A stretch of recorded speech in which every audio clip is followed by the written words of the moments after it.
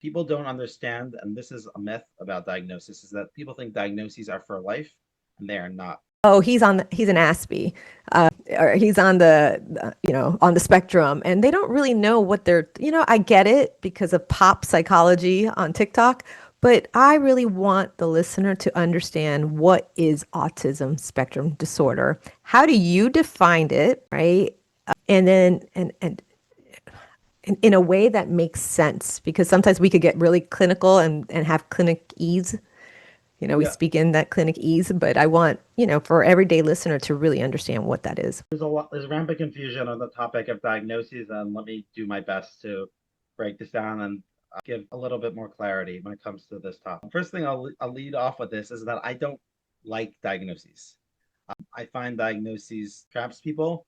People don't understand, and this is a myth about diagnosis, is that people think diagnoses are for life, and they are not. Oh, say that again. I'm going to amen you now.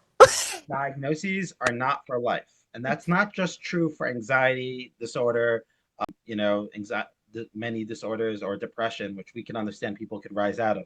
We're talking about ADHD.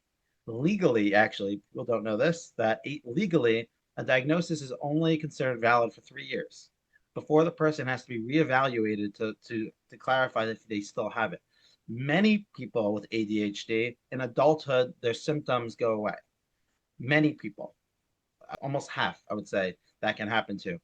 Even within childhood, ADHD many times can be confused with normal developmental, etc. I know we're not talking about ADHD, but I'm using Oh, go. as an example to Yeah. demonstrate how people are very confused. People think diagnoses are lifelong. They're not. They have to be clinically valid. They have to be redone reevaluated every 3 years.